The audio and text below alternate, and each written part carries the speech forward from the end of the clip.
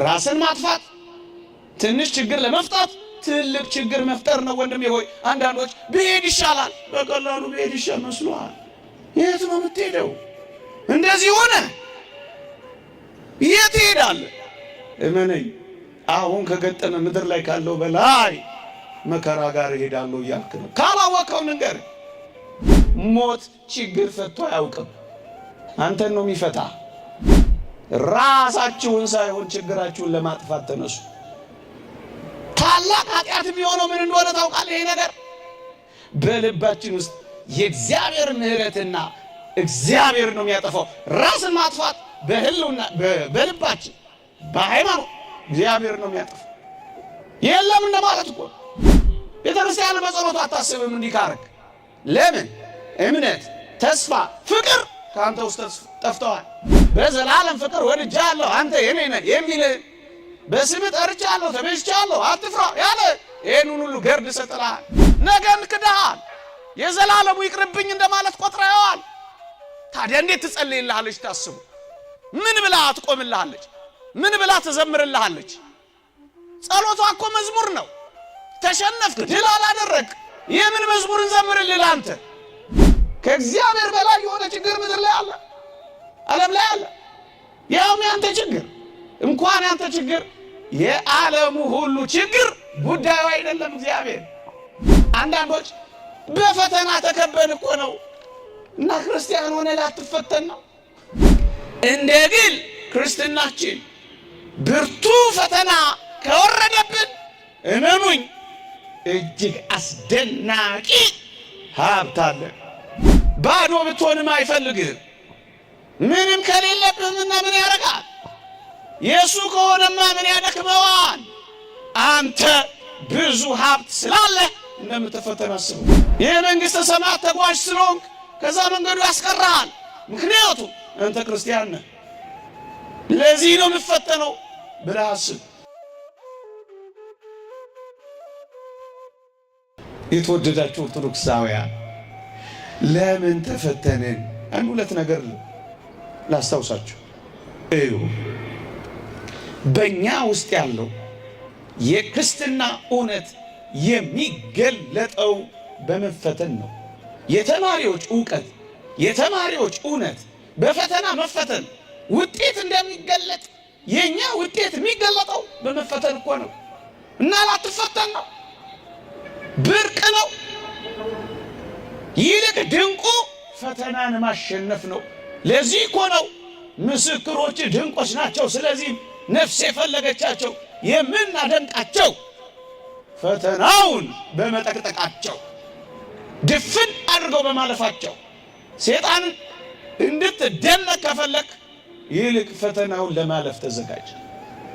እስኪ ልጠይቅህ አንተ ወንድሜ ሆይ ተፈተንኩ የምትል ከሆነ ለምን እንደሆነ ልንገርህ። ሊቃውንት ያሉትን ነው የምነግርህ። ሶስት ነገሮችን ልብ ብለህ አድምጠኝ። ማክሲመስ የተባለ ሊቅ እንዲህ ይላል፣ ለምን ተፈተንኩ ካልክ ይላል፣ አንደኛ ፈተና በአንዳንዶች ዘንድ ከቀደመ ኃጢአታቸው ሊያነጻቸው ይመጣል ይላል። ብርቱ ፈተና ካለህ ከኃጢአት ሊያነጻ እንደሆነ እመን። አንድ ሁለተኛ በሌሎች ዘንድ ደግሞ ፈተና አሁን ያላቸውን ፍጽምና የበለጠ ሊያሳምር ይመጣል ይላል። አሁን ጥሩ ነህ፣ የበለጠ ሊያሳምርልህ ፈተና ይመጣል። በቃ የበለጠ እንድትዋብ፣ የበለጠ እንድታምር፣ የበለጠ እንድትጠነክር ፈተና ይመጣል። ሁለት ሶስተኛስ እንዲሁም ይላል በሌሎች ዘንድ ደግሞ ሊመጣ ላለው መከራ እንዲዘጋጁ እየፈተነ ያጠነከራቸዋል። በቃ እንድትወድቅ አይደለም፣ እንድትጠነክር፣ እንድትዘጋጅ፣ የበለጠ እንድታምር፣ የበለጠ ኃጢአትህን ሊያነጻልህ ነው።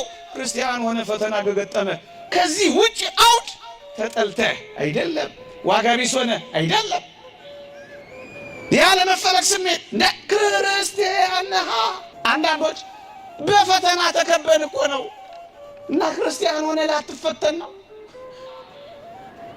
ክርስቲያን እንደ ክርስቲያን ከቆጠርከው ፈተና ልክህ ነው። ደግሞስ አንድ እውነት የምር እንወቅ።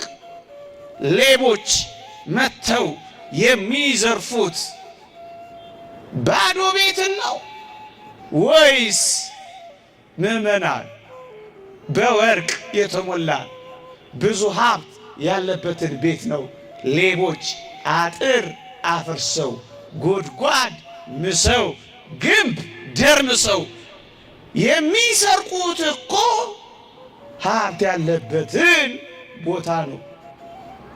እንደ ሃይማኖት ኦርቶዶክሳዊነት፣ እንደ ግል ክርስትናችን ብርቱ ፈተና ከወረደብን እመኑኝ እጅግ አስደናቂ ሀብት አለ። ለዛ ነው የዘመተብህ።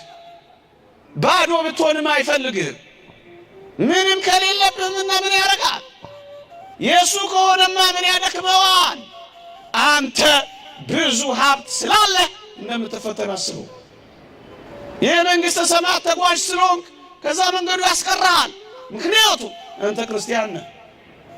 ለዚህ ነው የምፈተነው ብለህ አስብ። እዩ፣ በተለይ ወጣቶች ደግሞም ተለቅ ያለን ሰዎች ሕይወታችሁ ደስታን ያጣው ሁል ጊዜ ያለፈውን ነገር እያሰባችሁ በጭንቀት ስለምትኖር እኮ ነው። ግን አስቡ፣ ያለፈውን ሕይወታችሁን የምትኖሩ ብቻ ከሆነ ወይኔ እንዲህ አጥቼ፣ ወይኔ እንዲህ ሆኜ በነበር፣ ወይኔ ይህን አርጌ በሆነ እያላችሁ ያለፈው ሕይወታችሁ ላይ ፖስት ተደርጋችሁ ከሆነ ያለፈው ሕይወታችሁ ላይ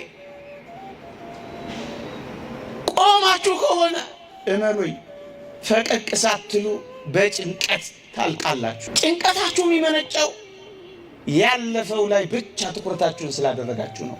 አንድ ሁለተኛ፣ ነገን እየፈራችሁ ከሆነ ስጋት ይገባችኋል። ነገን በስጋት ካያችሁት ነገን እግዚአብሔር ከመውጫው ጋር ይሰጠኛል ካላላችሁ ነገን ትፈሩታል። ስለዚህ ትጨነቃላችሁ፣ በስጋት ውስጥ ትኖራላችሁ። እመኑኝ ትላንት አልፏል፣ ዛሬ አዲስ ቀን መጥቷል። ሁል ጊዜ አዲስ ሕይወት ከአዲሷ ማለዳ ጋር አዲስ እድል፣ አዲስ የሥራ ጊዜ ለእኔና ለእናንተ ተንጣሏል። በቃ አዲሱን እናስሩበት።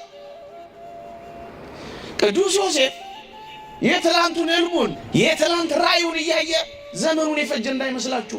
አዲስ ነው ሁሌ። ነገ ስትነሱ አዲስ ቀን አድርጉት፣ ስሩበት። የትላንታችሁ ላይ አትቁሙ። የሚመጣውን ቀን እግዚአብሔር መውጫ እንዳለው እያሰባችሁ ግጠሙት እንጂ አትፍሩት። ስጋት ውስጥ አትውደቁ፣ አትጨነቁ። ይልቁንም ዛሬ ላይ ሆናችሁ ደስ ይበላችሁ። ቀን ሰጥተኸኛል ተመስገን።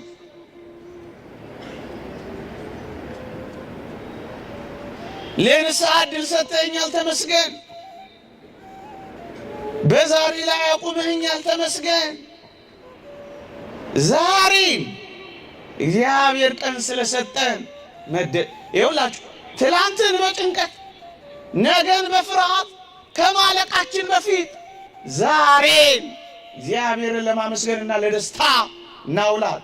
ወገኖቼ ብርቱ ፈተናችን የሚመጣው ምን እንደሆነ ታውቃላችሁ? እግዚአብሔር በነገ ውስጥ፣ እግዚአብሔር በነገ ስጋት ውስጥ፣ እግዚአብሔር በነገ ፍርሃት ውስጥ እንደማይቀር እያመንን ከኖር አትፈተኑ። ይልቅስ መቼ ነው የሚሆነው ብላችሁ ትኩረታችሁን አይመጣም ይመጣል፣ ዛሬ ነው ነገ ነው እያላችሁ ትኩረታችሁን ቀኑ ላይ ብቻ ካደረጋችሁት ትጨነቃላችሁ። እግዚአብሔር ይመጣል፣ በቃ ተስፋችን ይሄ ነው። እግዚአብሔር አይቀርም፣ እምነታችን ይሄ ነው። እግዚአብሔር ከፈተናው ጋር መውጫ አለው፣ ሃይማኖታችን ይሄ ነው።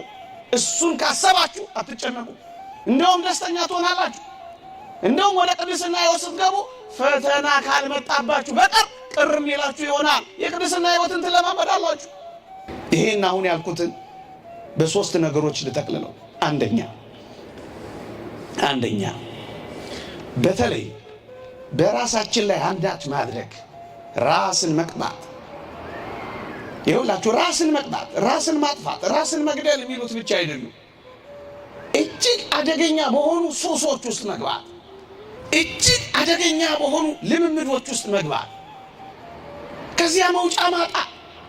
እነዚህ ሁሉ ነገሮች በሕይወታችን የሚከሰቱት ትላንት እግዚአብሔር ምንም እንዳላደረገልንና እንዳላሳለፍን ሁሉ ከትላንት ላይ የእግዚአብሔርን የእኛን ትዝታ ታሪክ ማስታወስ ያቅተን ነው። ትላንት ብዙ አላሳለፈሽም፣ ዛሬ አሳልፍ። አላልፍም ያልከውን አላለፍክም። ልወድቅ ነው ስትል አላቆምህም። ጠፋው ስትል አላኖረህም። የትላንት ትዝታ የትላንት ታሪክሽን ለምን ትረሻለሽ? ሁላችንም እንደዚህ ነው የሆነው። ሁላችንም እንደዚህ ነው የተደረገልን። በትላንት ሁለተኛ ዛሬን በቅጡ እንዳንኖር ትዕግስት ስናጣ፣ የትላንት ታሪካችንን ትዝታችን ስንረሳ ብቻ አይደለም፣ ዛሬ ደግሞ ትዕግስተኞች ሳንሆን ወገኖቼ፣ ትዕግስት በማጣት ስንቶች ራሳቸውን አጠፉ።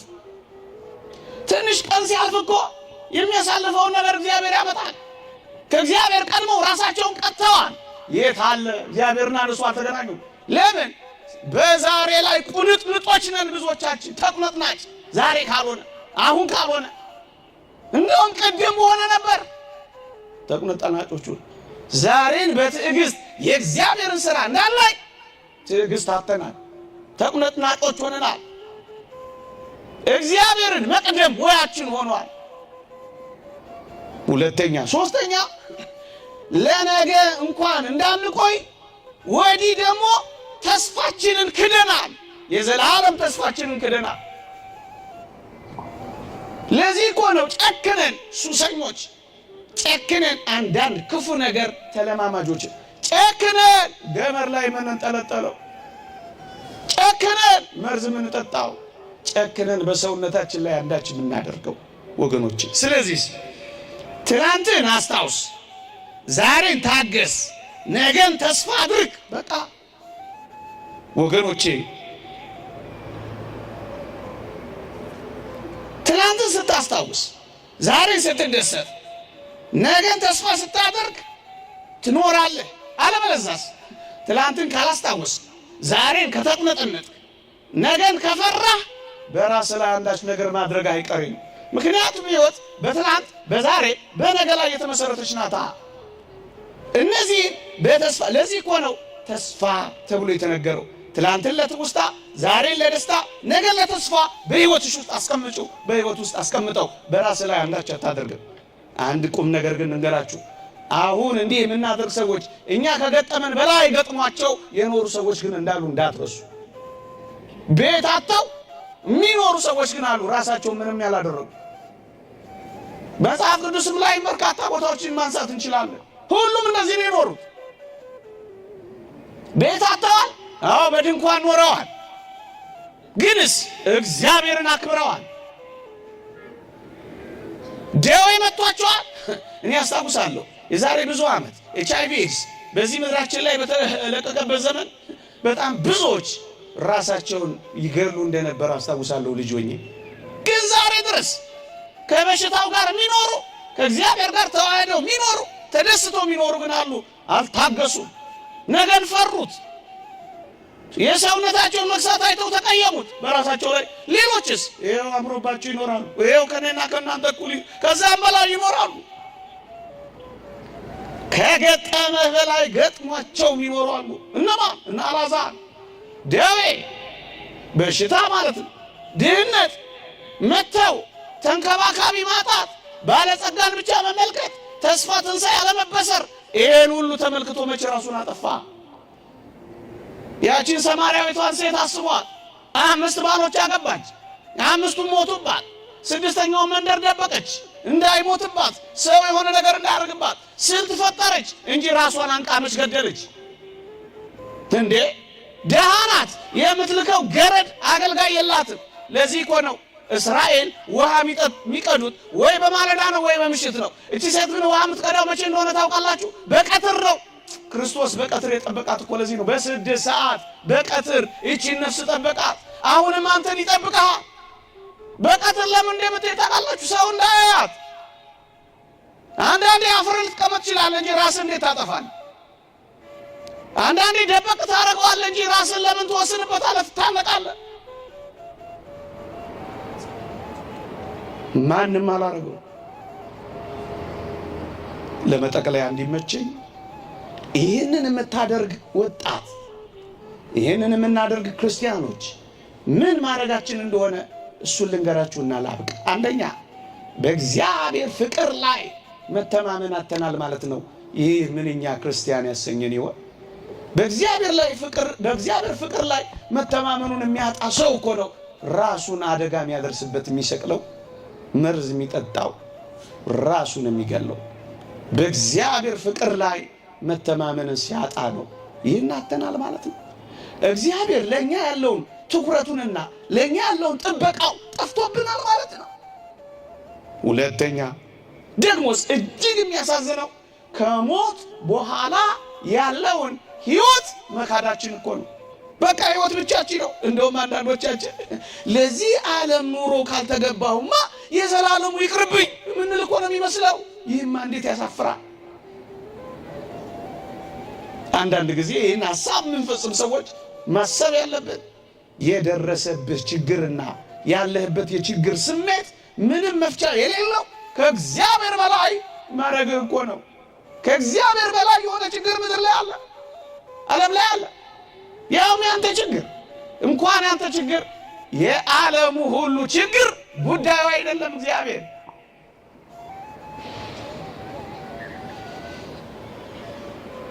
ይህ ምንኛ እንድታሰላስሉት እንድታስቡት ነው እንጂ እንዳስጨንቃችሁ አይደለም። ቀን የሚያመጣውን አታውቁም። ታገሱ። ለችግራችን መፍትሄ ቀን መስጠት አለመፈለግ ነው እኮ። በራስ ላይ አንዳች ነገር ማድረግ ትዕግስት ማጣት ነው። ለቀንና ለእግዚአብሔር ጊዜ አለመስጠት ነው። ታገሱ፣ ጠብቁት። ችግርህን ለአንዴና ለመጨረሻ ጊዜ የሚፈታልህ ሞት ብቻ መስሎ እንዲሰማህ ነው ያደረገው። ሞት ችግር ፈቶ አያውቅም። አንተን ነው የሚፈታ። ራስህን ማጥፋት ችግርህን ሳይሆን የሚያጠፋው ህልውናህን ነውና የሚያጠፋው። ወንድሜ ሆይ፣ እህቴ ሆይ፣ ጋሼ፣ አባባ ራሳችሁን ሳይሆን ችግራችሁን ለማጥፋት ተነሱ። ታላቅ ኃጢአት የሚሆነው ምን እንደሆነ ታውቃለህ? ይሄ ነገር በልባችን ውስጥ የእግዚአብሔር ምሕረትና እግዚአብሔር ነው የሚያጠፋው። ራስን ማጥፋት በህልውና በልባችን በሃይማኖት እግዚአብሔር ነው የሚያጠፋው። የለም እንደማለት እኮ። ራስን ማጥፋት ትንሽ ችግር ለመፍታት ትልቅ ችግር መፍጠር ነው። ወንድሜ ሆይ አንዳንዶች ብሄድ ይሻላል፣ በቀላሉ ብሄድ ይሻል መስሎሃል። የት ነው የምትሄደው? እንደዚህ ሆነ የት ትሄዳለህ? እመነኝ፣ አሁን ከገጠመ ምድር ላይ ካለው በላይ መከራ ጋር እሄዳለሁ እያልክ ነው። ካላወቀው ንገር። ብሄድ ይሻለኛል የሚለው ቅዱስ ጳውሎስ የሚገባውን አድርጎ የሚሄድ ሰው ነው። ብሄድ ይሻለኛል። ምን ሊገጥም ነው የምትሄደው? አሁን ከገጠመ በላይ ሌላ ወደ ረፍት ሳይሆን ወደ መከራ፣ ወደ ረፍት ወደብ ሳይሆን ወደ ጸጥታ ወዳለው ሳይሆን ወደ ወጀብና አውሎ ንፋስ ወደማይጠፋ እሳት ለምን ትሄዳለህ? ምን ቦታ ትሄዳለህ? ሕይወት እያለ ሞት ለምን ትመርጣለህ? መጨረሻ ለጊዜያዊ ችግር፣ አሁን የገጠመን የትኛውም ችግር ስፍር ቁጥር የሌለው ችግር ሊሆን ይችላል። ጊዜያዊ ችግር ነው። ጊዜያዊ ምድር ናት። ጊዜያዊ ችግር ነው። የዘላለምና የዘለቄታ ችግር አይደለም የሚገጥመን። ለጊዜያዊ ችግር ግን፣ ለጊዜያዊ ፈተና ግን ቋሚና የማይቀለበስ ችግር መፍጠር ግን የለብንም። ራስን መግደል፣ ራስን ማጥፋት። በምንጨቃ አትነሱ፣ በመርፌ ተወግታችሁ አትነቁ። የማይቀለበስ ችግር መፍጠር ነው። ቤተ ክርስቲያን በጸሎቷ እንዳታስብህ 3 ነገርን ትታል። ቤተ ክርስቲያን በጸሎቷ አታስብም እንዲህ ካረክ። ለምን? እምነት፣ ተስፋ፣ ፍቅር ከአንተ ውስጥ ጠፍተዋል።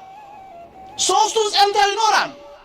3ቱንም ትጥላቸዋለህ ራስን በማጥፋት። እምነት በእግዚአብሔር ላይ ያልኩን ቅድም ፍቅር በዘላለም ፍቅር ወድጃለሁ አንተ የኔ ነህ የሚል በስምህ ጠርቻለሁ ተቤዥቻለሁ አትፍራ ያለ ይሄን ሁሉ ገርድ ሰጥተሃል። ተስፋስ ነገን ክደሃል። የዘላለሙ ይቅርብኝ እንደማለት ቆጥረዋል። ታዲያ እንዴት ትጸልይልሃለች? ታስቡ። ምን ብላ ትቆምልሃለች? ምን ብላ ትዘምርልሃለች? ጸሎቷ እኮ መዝሙር ነው። ተሸነፍክ፣ ድል አላደረግ የምን መዝሙር እንዘምርልህ አንተ? ደረት እየነቃን እናለቅስልሃለን፣ አመድ ነስንሰን እናዝናለን እንጂ እንዴት እንዘምራለን ቆመን? ደግሞስ አንተ የለህ ራስህን የምታጠፋው የመጨረሻው ኃጢአት እንደሆነ አታውቅም? አንተ ብትኖር የትኛውንም ኃጢአት ንስሐ ትገባለህ። አንተ ከሌለህ እንዴት ንስሐ ትገባበታለህ? ለዚህ ነው እኮ ማትጸልይልህ። አንተ የኔ ነህ፣ ዋጋ ቢስ አይደለህም፣ ውድ ዋጋ ተለጥፎብሃል። ማንም የማይወደኝ ምስኪን ነኝ አትበል። በዘላለም ፍቅር ወዶሃል። የኔ ነኝ የሚል የሌለኝ ምስኪንና ጎስቋላ ነኝ። ተቤዥቻለሁና አትፍራ፣ በስምህ ጠርቼሃለሁ፣ አንተ የኔ ነህ። መከራ የከበበኝ ነኝ እና ለዚህ ነው የተሰቀልኩት። ከክርስቶስ ጋር ተሰቀላ ብቻህን ምን ታደርጋለህ እንልሃለን። ፈተና የከበበኝ ነኝ እና ላትፈተን ነው። ውድ ሀብት ሃይማኖት የሚባል ሀብት እግዚአብሔር የሚባል ጸጋ ስላለህ እኮ ነው የተፈተንከው። አዎ አንተ የኔ ነህ። መጠቅለያዬ አንተ ለአንተ አደራ የተሰጠህ ነህ። በዋጋ ተገዝተሃል። የራስህ አይደለህም። አንተ የሱ ነህ። ይቆየን።